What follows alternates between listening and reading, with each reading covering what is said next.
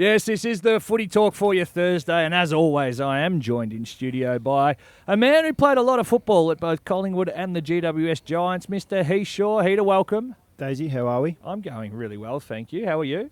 I'm good. How'd you go last week without me?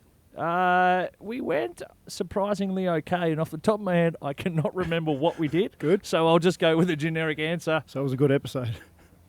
I'm trying to look out there. I'm not playing charades with any of these blokes. But we do have a special guest, and I get excited because when we think about football in the modern age, we get these players who are very vanilla. They give the line and length answers. They can't really say too much.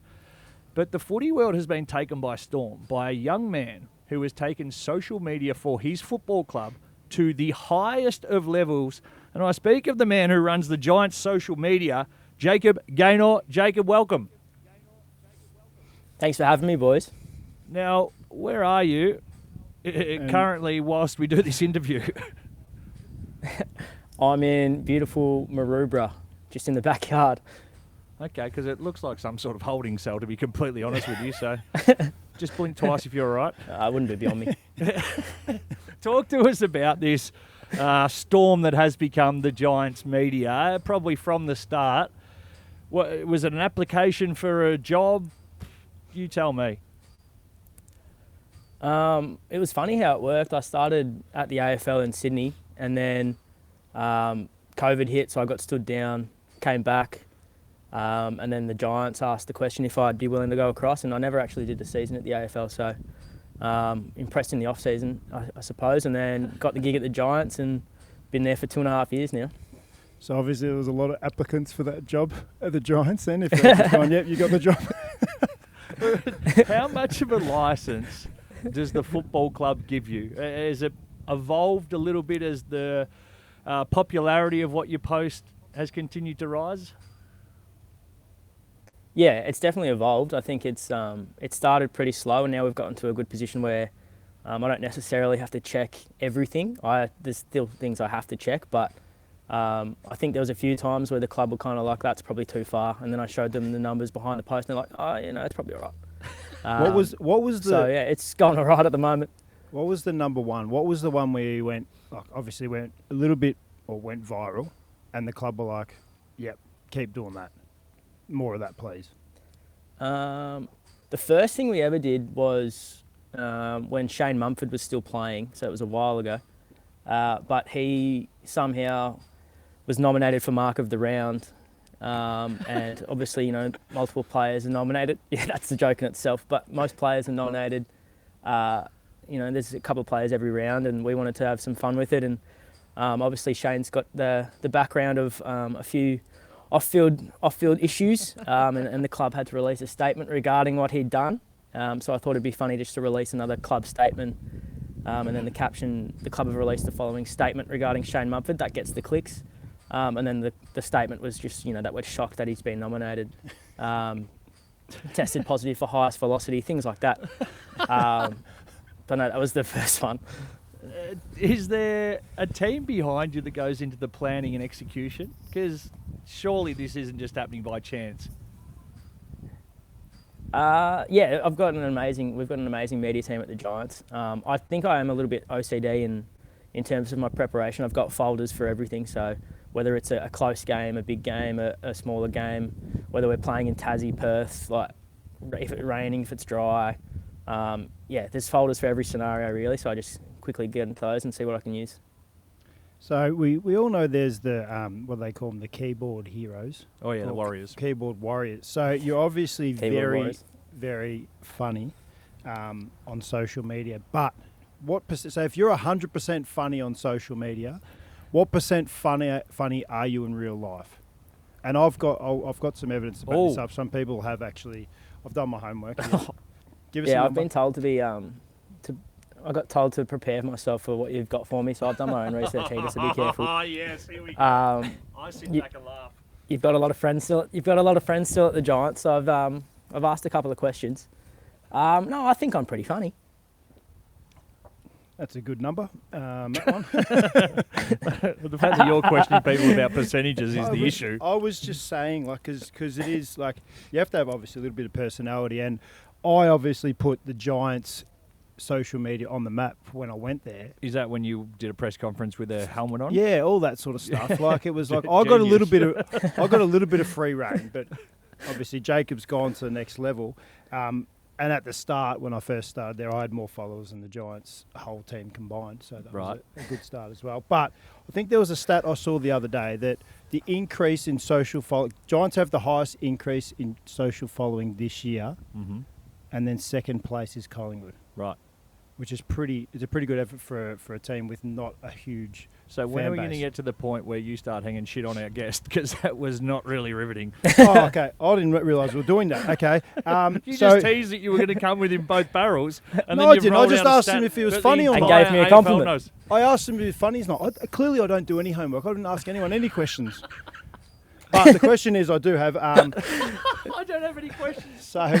So you skipped over the fact you work for the AFL, but did you or did you not at some point work for the Swans? Ooh. It was yeah.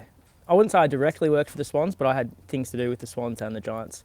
Whilst I Are was at you the or are you AFL. not friends with a fair few people at the Swans? Yeah, a couple of them. A couple of them. Yeah. My next one is: have you tested that friendship? Obviously, obviously Giants versus Swans of late and gone pretty hard. Has that friendship Ooh. been tested a little bit of late? With a few things that you have done. That's I what I was actually- building it up, Yeah, Dale. and you did a great job. At one I've- point, I thought you were going to get a job at a current affair. So Oh. you've done it. I thought of that on the spot. Yeah. Yeah, I can't say I've spoken to any of them since the derby. But we play them again in a couple of weeks, so it'll be good to reconnect. Yes, I might go to that game. I'll come along too. I'm really looking forward to it. Do you get a percentage cut? Like, is your job incentive based for how quickly you're evolving, for likes, for clicks? No.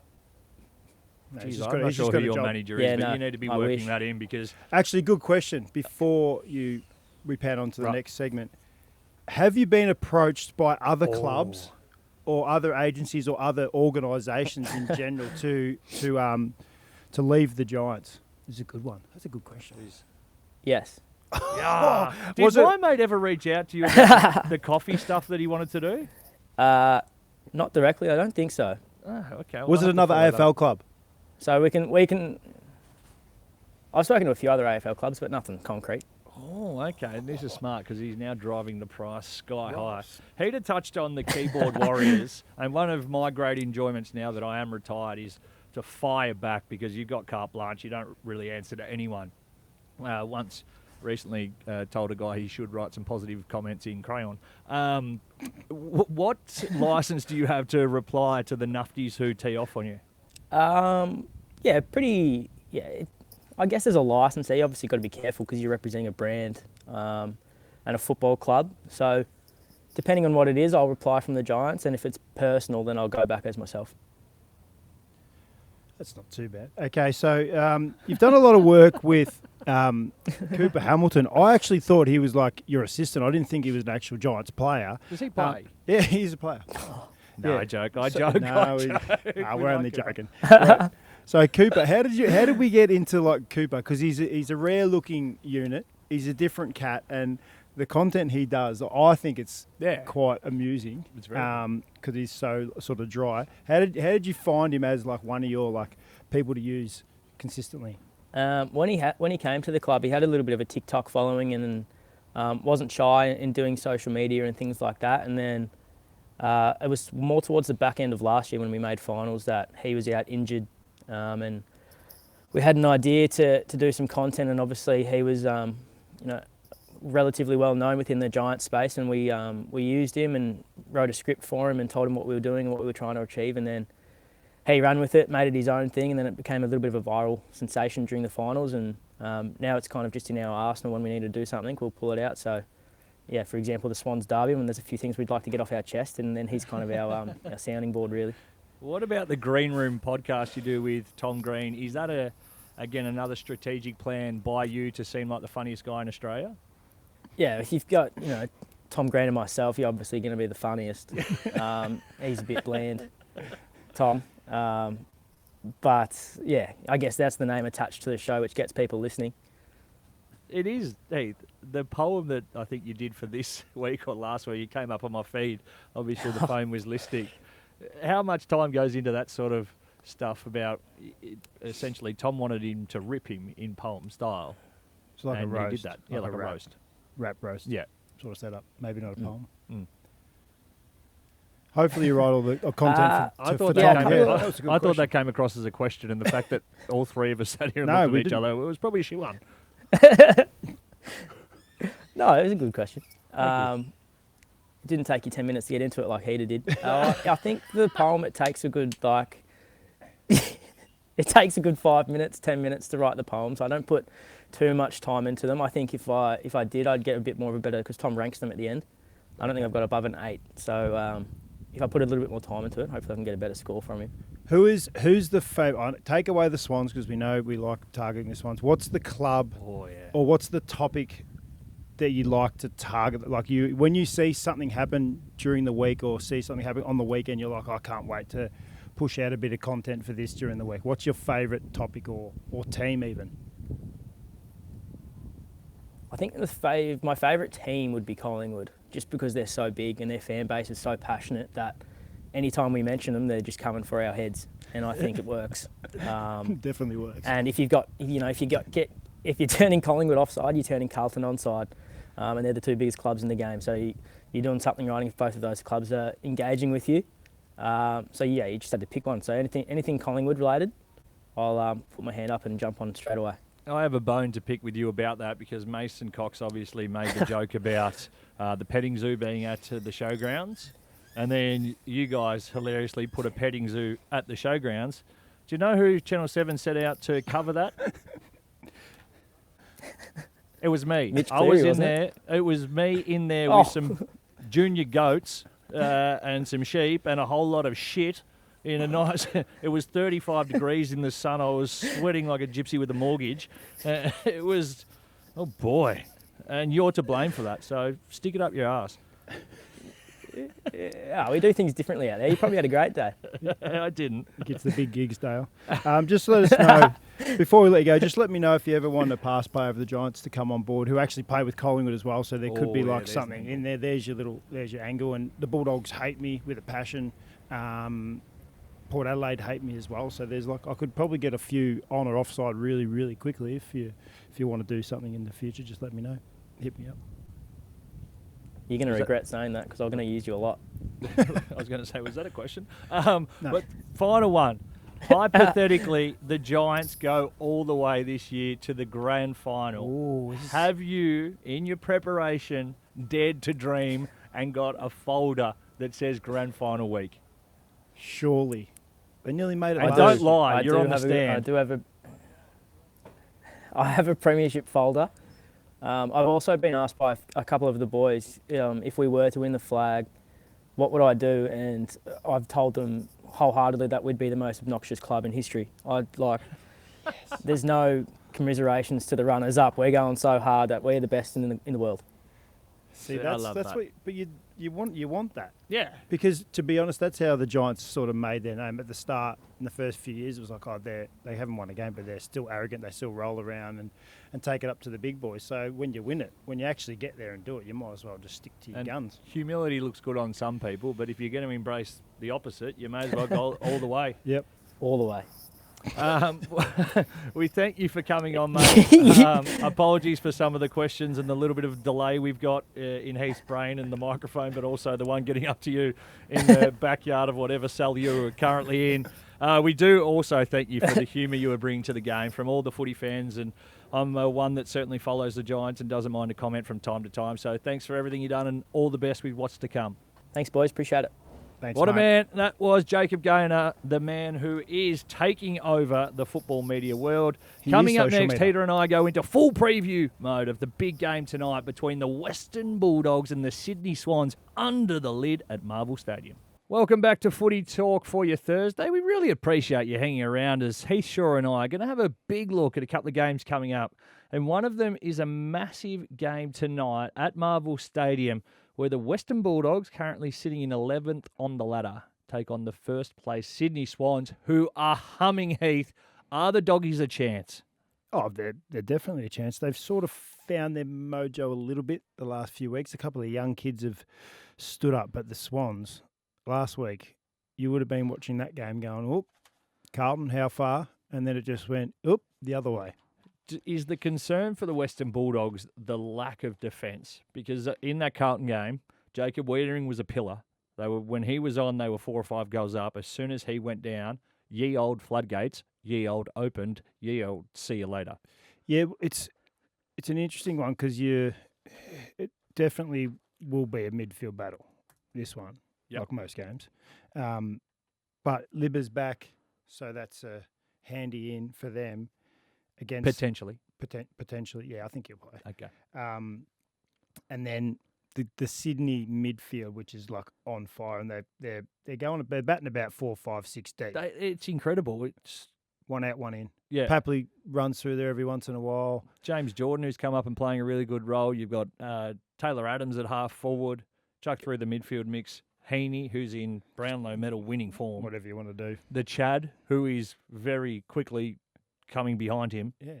What do you have? 30-something and 3? Three. He had He's 5 shots on goal. Goal kicking mid. I like of all those players, Errol Gouldon's my favourite. Yep. But the Chad and how he plays is exciting. Errol Gouldon's like the link from like the halfback to mid He mid reminds to me of forward, Dids. whereas Chad kicks them. And they're just so even across the board, the Swans, and it is going to be hard to get through that defence and score a big score because the Swans can score from any angle, which is so dangerous these days. And they're in great form. Eddie had, or whatever it's called now, Marvel. Colonial Stadium. Yeah, they'll be winding back the clock there. It's a bit hard there, a bit sandy. I think it'll be a good game because the Bulldogs are back a little bit, but I'm still not sold on them. Swans were very good last week, but still not sold on Carlton because they're finding a way to nearly lose or lose like a lot of games of late. A couple of stats that I have found which intrigue me around this game. The Western Bulldogs scoring the last 2 weeks, 8 goals 22 on the weekend and 19-19 against the Tigs in round 9. That is shocking. At least they're getting it in there. So you're happy with shots on goal? You can. I reckon. Yeah. Okay, and that's you fair still enough. need to get it in there. And my other stat of the week around Sydney is they played 2 games at Marvel Stadium last year, one against North Melbourne, once against the Bombers. It was a 3-point win against North with the interchange bugger up. Oh, yeah. And the game against Essendon, a 2-point victory. Most of those sides, who does Harley Reid remind you of? A player. Sorry, that was literally just a piece of paper that was put on the outside of the studio. That just wasn't an intrusive thought that I just went with, overriding everything else I was saying about Sydney. Sydney at Marvel Stadium is a question mark. The Western Bulldogs are having plenty shots on goal. I'm tipping Sydney. Yeah, I'll go with Sydney. Just class. Now, there's been a question posed to me, and I'm happy to go with it. Does Harley Reid remind you of anyone as a player? Well, the obvious is Dusty. Yep. Because it's the obvious. But if you're winding back the clock, who's a tall midfielder? This is why this is such a great question. And in a simplistic manner, it seems like you just go, yeah, Dusty. But then you think about it and go, well, Dusty doesn't take hangers. Dusty didn't have the explosive Gavin Brown? pace. Gavin Brown, but could he take hangers? Yeah. He just probably wasn't as explosive, maybe. And he played more wing, but he was courageous. Jason Ackermanis, or is that too much flair? Not enough grunt? Nah. Probably a bit more Voss than Voss. But again, Voss couldn't take hangers. He could try. Yeah, but he is becoming the most watched and the reason that you flick on the tally and go, when are the West Coast Eagles playing? I want to watch the kid. Yeah, and I think people in Melbourne, when the Eagles play here, will just go and watch. Like, young kids will go, even if they break for Essendon, Carlton, North Melbourne, whoever it is, especially if you're North Melbourne, and you're playing whatever team they're playing, they'll go and watch this kid just to see him live and try and get a snap with him. How hard is it going to be, for twofold question, him to manage and still enjoy his life in Perth, big man, small city, and also the West Coast Eagles managing the expectation and how they just deal with what is, Harley Mania over here is real. I could not imagine how hyped it is in the state that has two sides. One that's rather plain and bland at the minute, and the West Coast Eagles, who are suddenly winning games of football, but this kid is just making everyone stand up and... Well, he's like that. He's pretty much gone straight past Fife. Remember, Fife was like Brownlow medalist, and they're playing in finals and that. He was like, he probably couldn't walk down the street. But what He's he a did, new he just goes surfing. What do they do? Go south? Was it south? Southwest. Go surfing. I think the club will control it pretty well, like they usually do. They can't control what happens in the paper, which is the back page or front page every day. And when he has a bye, there's nothing on the front page or the back page. But for me, it's just he's gonna if they actually play well and they do well and they get a few recruits this off-season and next off-season and become contenders, if in the next, this is his first year, in the next 7 years they win a premiership or whatever it is, he can just follow the Judd line, get to 8 years, whatever it is, win a premiership, maybe win a Brownlow, a couple of best and fairest, and then he can come back to Melbourne. Okay. Can you see on the back of that West Coast winning a premiership in the next 7 years? Well, you never know. Collingwood went from 16th to grand final. Yeah, but that's because they drafted me. No, that was 2 years ago. That's because I left. Yeah, pretty much. So they've got the pillars there. They've got Oscar Allen. They've got Waterman. They've got McGovern there. Just say they throw an absolute sink at Sam Taylor. Oh. There's a few players from Perth that are in Melbourne that could go, you know what, I wouldn't mind playing with Harley Reid.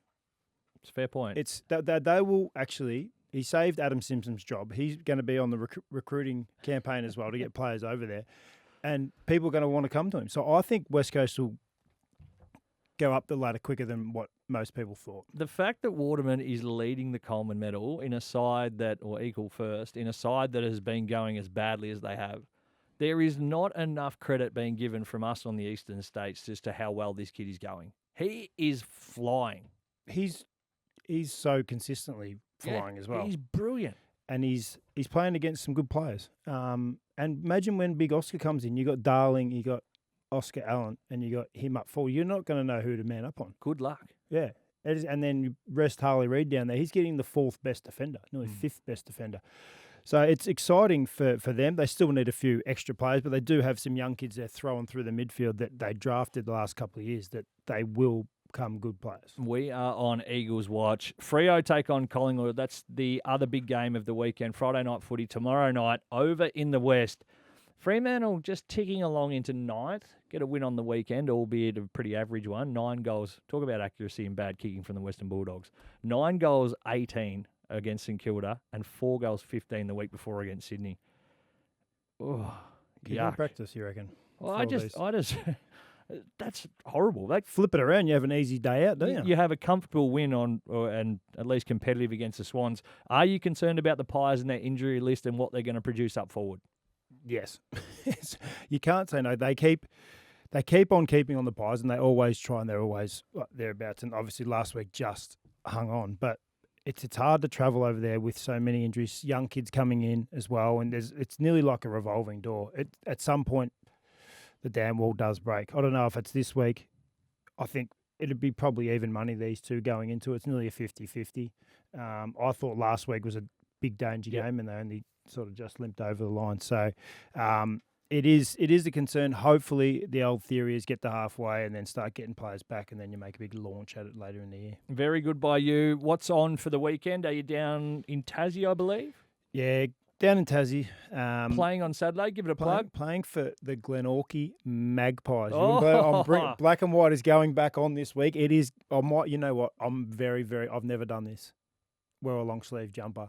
Did you ever wear one? No, not an AFL game. Grow up. At Williamstown, yes, but not in an AFL game. Not in a Collingwood jumper. So there's potential for me to wear a long sleeve jumper this week. Well, good luck down there. Thank you very much for joining us on the Footy Talk podcast. If you do enjoy what we do and you want to hear some more of it, hit the bell so you'll be notified when we drop a new episode. Abby and Jack will be back on Monday. And how is this for a guest? The number 1 draft pick, Will Ashcroft, to unpack exactly what he's been doing in his rehab and on his way back to footy. This has been the Footy Talk podcast. Have yourselves a bloody wonderful weekend.